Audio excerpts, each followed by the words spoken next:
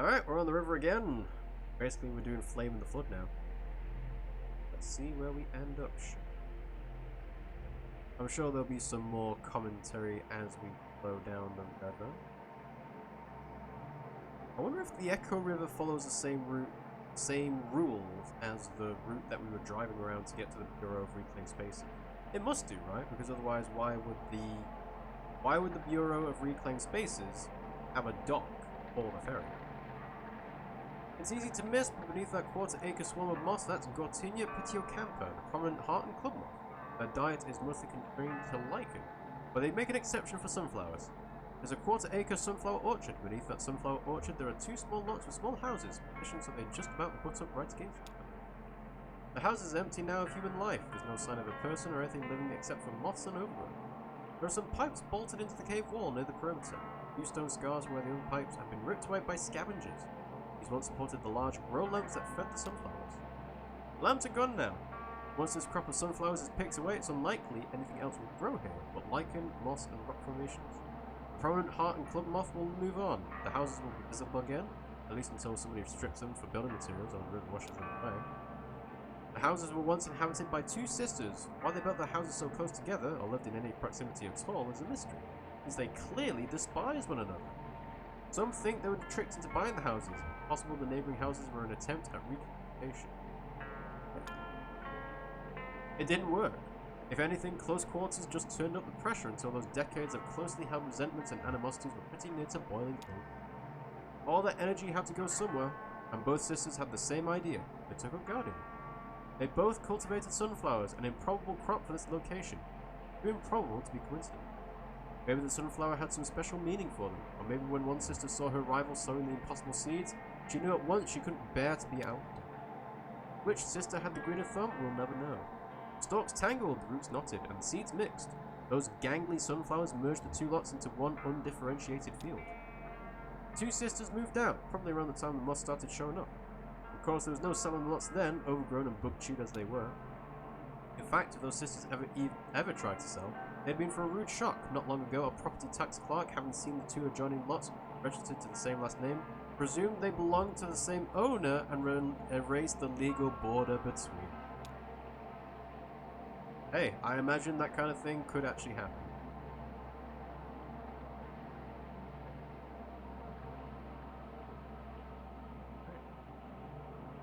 Valkyrie and Homer lounged below deck. Clara, Kate, and I stopped doing business by telephone. Valkyrie and Homer! Yeah, why not?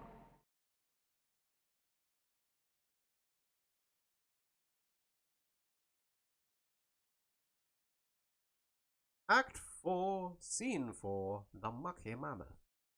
Do we actually get a scene where we can control Homer properly? Or is it Val? Oh, we're getting it.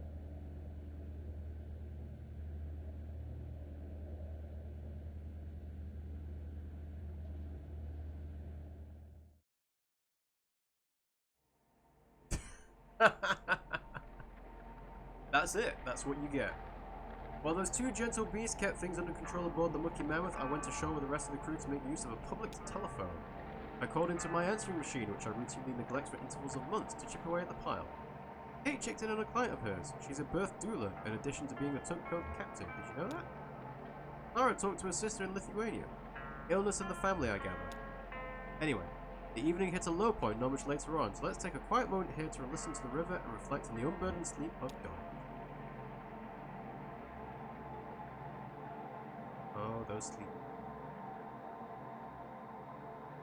You know, I kind of thought I would actually be able to control Homer and, like, I don't know, maybe have some implied interaction with Valkyrie. You know, wordless or just body language, but Ezra taught us a card game. Shannon, the Ezra, the mix cash.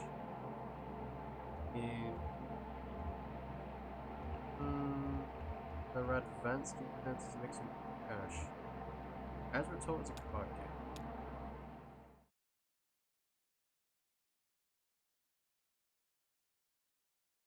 Act 4, Scene 5. Let's see how long this scene is.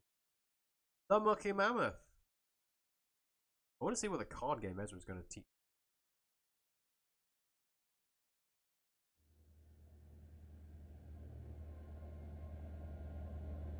Okay. Clara draws a card. 3 deep breaths, 8 white doves, 5 slow hours. Kate draws a card. 7 blue petals, 3 deep breaths, 8 white doves, 5 slow hours. Okay. What are we listening to? Oh, just this tape a friend of mine sent me. I live in the desert. Best scene? Sounds good at the Mammoth's PA. Yeah, that's the only way I listen to anything lately. Ah. Ezra. Your turn, buddy. Ezra draws a card. 9 grey feathers, 7 blue petals, breaths, 8 white doves, 5 slow hours. So...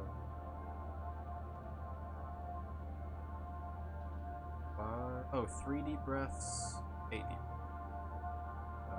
They said 3 deep breaths, 8 white breaths, 8 white doves. 3 deep breaths, 8 white doves. Will draws a card. 9 grey feathers. Stay focused. Ah. No, I've got it. 7 blue petals. 5. Oh no! It was 973 to Ezra. This game is more difficult than it sounds, my friend. Not that hard. You still did pretty good. And we're only... how many cards in now? 5 or something? I assume we'll go to 52. The whole deck. It goes until everyone forgets a card. That could go on a long time then. Well, not with this crowd, I guess. Ah. We're all too soggy-brained. I know I am. I even take homemade supplements for it. Trade-grown lichen boiled with the peel of a lemon, then frozen and crushed with oak leaves. Scalp massage oil. You can smell it if I get close. It dries the brain out a bit, which is helpful for a good memory if I can remember to use it often enough in the first place. Oh, don't worry. A soggy brain has its benefits too. If your brain is soft and damp, new ideas can make a clear impression like a boot in your hand. But, like wet sand, it can easily get muddied and washed away, so there's a trade-off, see? It's a shame we can't have it both ways, isn't it? What's this game called, Ezra? Forgetting game? That's what it's called. Oh, okay. I was expecting a cleverer name than that. Well, keep going down the river. Kate likes to give her passengers the opportunity to make some floating around money, and that lab pays cash in small envelopes upon completion of a little gauntlet of non-invasive tests. It's a project of the university. I think they're studying. I don't remember. The Mammoth also collects their trash, mostly shredded paper, though Kate says once they left half the vending machine unlocked. But nobody seemed too interested in the lab to stop that. They stayed aboard and played a card game. I read a book. Let me tell you about it. It's set in a small town in the Pacific Northwest. I wonder where Kentucky is. The setting is an office building. The building is drab, anonymous, dull, I think. It's not really described. The book focuses on the people who work there. The main characters both answer phones. They're co-workers, Mimi and Jen. Mimi is older than Jen. They seem to be at the same point in their life.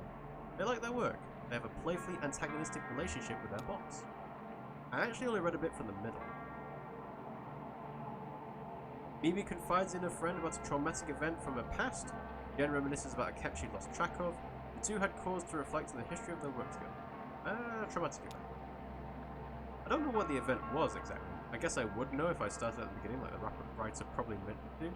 But I've never found that way of reading suiting me very well. You're an idiot. Death of a loved one, I think. Something like that. In my life's work as the Echo River's premier anecdotes list, I always found that a carefully exerted moment is more powerful than any epic history. That's my excuse anyway, for reading books from the inside out. So I stopped there. My eyelids were getting heavy. We were heading back to the lake and a chance encounter with the Iron Pariah. The Iron Pariah. That sounds like a boat. But I guess maybe it's a floating docking.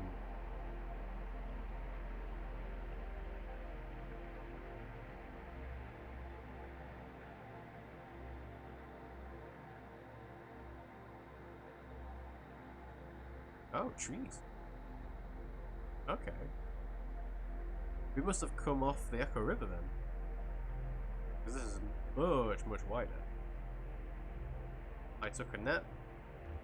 Ezra helped Kate forage for mushroom. Yeah, I think I want to do mushroom foraging.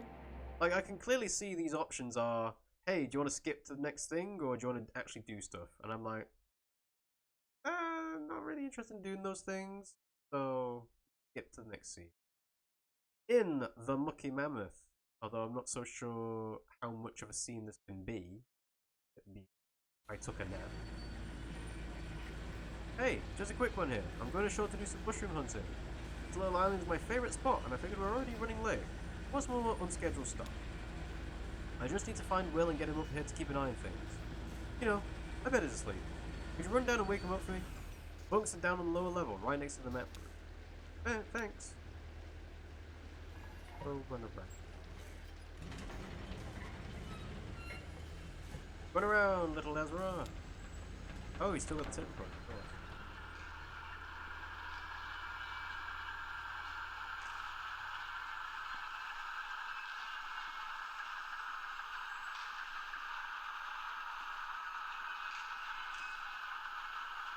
Not really a lot of noises here, but kind of like this thing. Burn, maybe? Okay, got movement.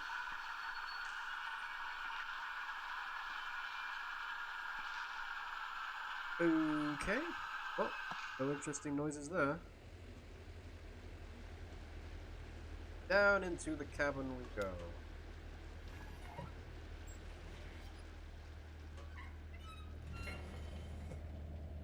Right, to the main deck.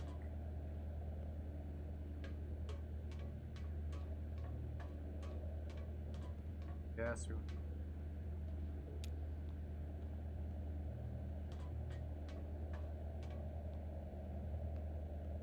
Further down. Down.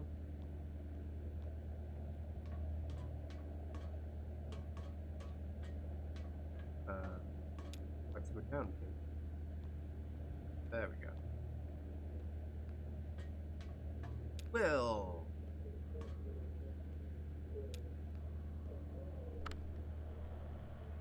A recorded lecture plays from a tape machine. Oh. And he even hinted that he in his mind had a design for this device, as recorded in the diary and sundry observation. Why should personalities in another existence or sphere waste their time working in a little triangular piece of wood over a board with certain lettering on it? The whole business seems so childish to me. If we are to make any real progress in psychic investigation, we must do it with scientific apparatus. Again, for Edison, a technical solution to every problem. He goes on to suggest the parameters of the apparatus. And yes, a question in the back. James? Yes, this idea of personalities lingering after death does appear to be in conflict with Edison's theories about what he called life units, subatomic entities that animate matter and then scatter to another configuration when a person passes on. But, given Edison's emphasis on memory and cognition, remember, we're talking about the inventor of the phonograph, and his colourful description of the swarm of interchangeable drone-like, Edison even uses the word proletarian life units animating the human mind. His theory naturally posits that any individual life unit possesses on its own some fragment of memory. So, according to Edison, when life units recombine from, say, a soldier into, say, a flower, we may be able, using some apparatus, to coax out from the flower memories of war. Tape stop. Oh. Well, hello, small man. Caught me in my pre-dawn nap. I try to sleep in the little nibbles when I can. It maximizes my time in the threshold states. What were you listening to? Well, I used to work at a university and I'd always eavesdrop on lectures through the ventilation system. Anything and everything. I'm a polymath by nature. An old friend recently found this box of tape-recorded lectures next to the dumpster there. Pass them on in the spirit of fondly recalling better days. This one is... Will looks at the label on tape.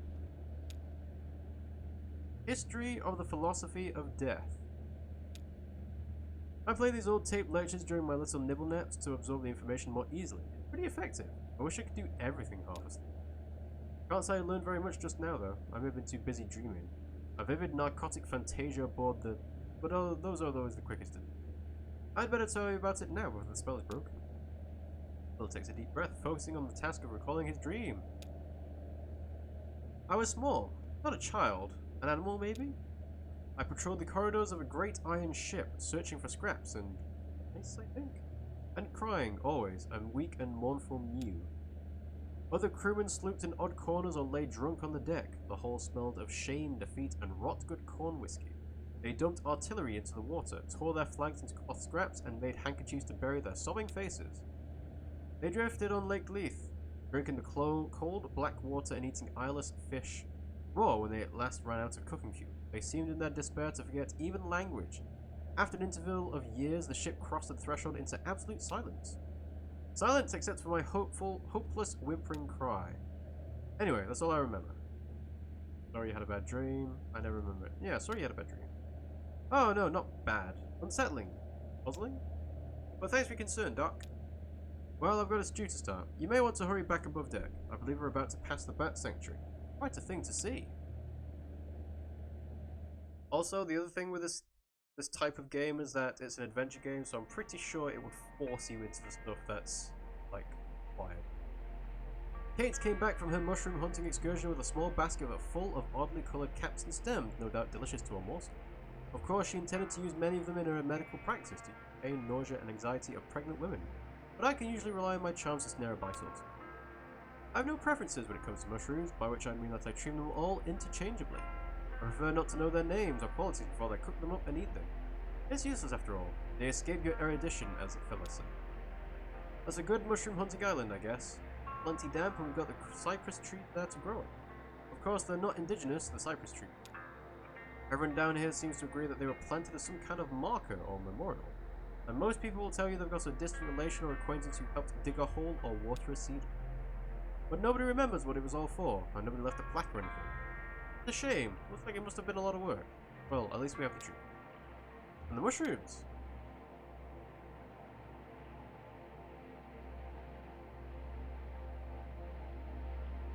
Shannon helped me fix up the mushroom kitchen. Shannon and her friend set out in the dinghy to deliver a package at a time. Yeah, I will do. Can't skip all. Act 4, Scene 7. Echo River Central Exchange. Considering we missed the first bit about the telephone business stuff, this might be context left? We'll see. Thanks again for your help. About as far as the tugboat can go. No noise and lights disturb the bats. I usually send Will, but he's up to his elbows in mammoth grease. So you'll pass through the Bat Sanctuary, which is really nice, by the way. Be sure to check out all the plaques and stuff for bat facts. Plenty of time. Anyway, the Echo River Central Exchange, or excuse me, the Consolidated Auxiliary Switch number 30. They changed the name of the power company to over. Anyway, it's just on the other side of the Bat Sanctuary. This package is going to Poppy. She's an operator. The operator. We'll meet you on the other side at Sam and Ida's for our scheduled early breakfast stop. Just follow the river. Can't miss it. Oh, I almost forgot. You may or may not be interested. There's this kind of weird memorial sculpture on your way in, just before the Bat Sanctuary. I always recommend people at least stop and take a look at it. Really sorts of... I don't know how to say it. Check it out. Okay, bye! Okay.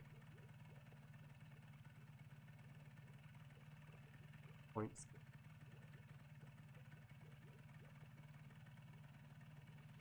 So, I can point it down, but not really up. Oh, it seems like I'm just pointing it in the cardinal direction. So, east, south, west. Okay.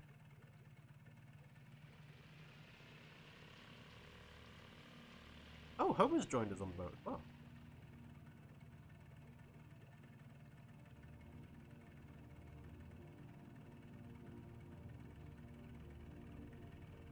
I guess Conway's the one.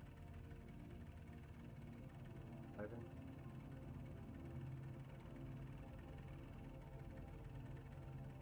Writing on the sign. We'll see. Don't text me. And I'm clearly not controlling the boat myself. Let's not turn the lights off, shall we? Nothing else new and notes? On foot, perhaps? Nope.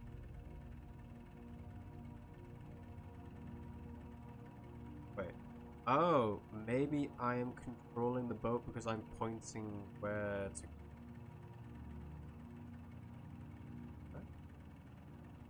No, he's clearly doing it back. Okay, that's fine. Okay, so... all rubbish. Really inviting. Look. Oh, boat.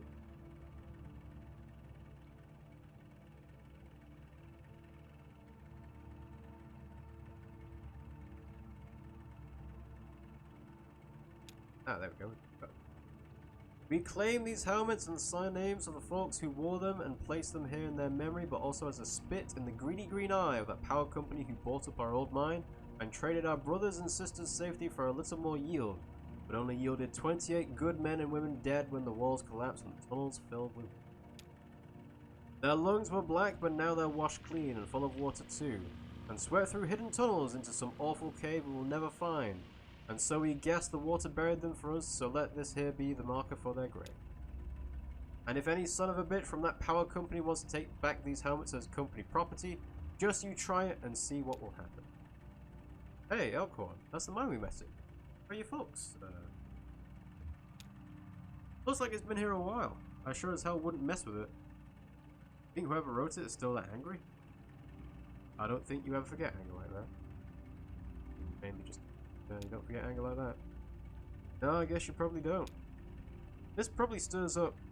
I mean, how do you... Fine. I'm glad this is here. People should remember this happened. It brings back some anger for me too. The other miners made this. It should have been the power company. It's their fault. Ooh, there's two good options. The other miners made it, but it should have been the power company. It's their fault. Yeah. Yeah, I see what you mean. A memorial should be a kind of apology. Sorry we didn't do better by you. Right. What else we can point on?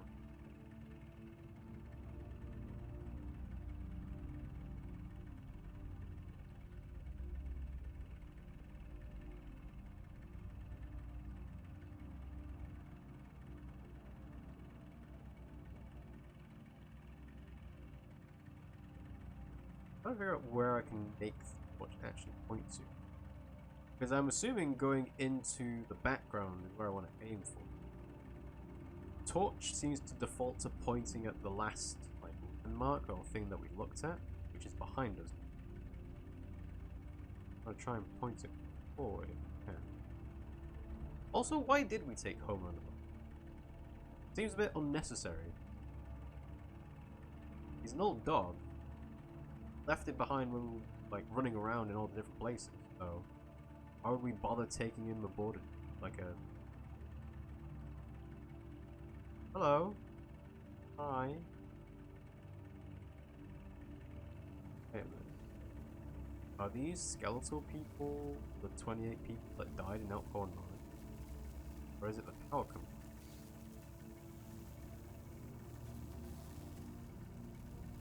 Hi. Hello. Also, I still don't really understand what happened with his arm. Whoa, you're looking at me like I'm crazy here. Sometimes I forget I don't even know really well. I'm feeling okay. Are you feeling okay? Oh, sure. It doesn't hurt anymore on my leg. You're just kind of numb, like it's not there. My shoulder too, actually. That's an old one though, from an accident. I'm lucky I just had some nerve damage there. Probably should have been a lot worse. You know, those guys from the distillery are just making the best of a bad situation, just like the rest of us. Hey, one of them said to me earlier that they could even help me take care of these medical bills for my leg, no? Get it all together on a plan. Consolidate it. What? Why didn't you talk to him about that? Sounds like a really bad idea. Yeah. Oh, I don't know. They seem to have a lot of experience with this kind of stuff. They've got a whole process figured out. Anyway, I have a feeling it'll all work out. Even this delivery? Even the delivery? Yeah, we're almost there, right? Hell, at this point I bet we could just take off the parking brake and that truck would roll into 5 Dogwood Drive itself. Listen, that old truck I've been driving belonged to my boss, Ira, Lyset's husband. To be honest, Ira didn't like me very much, but somehow Lyse got it into her mind that he would have wanted me to have that truck someday. Maybe to make up for all the yelling he did. Or maybe so his ghost could hold it over me. Just one more thing to feel like I owed him for. Anyway, they've got their own trucks at the distillery, and now that the antique shop is closing up, I've got no use for that old truck. I was thinking you could take it. I barely know you. Very generous, but I don't need a truck. Sure, I could keep an eye on it for you until you get straightened out. Yeah, until you get straightened out. Oh, okay. Sounds good.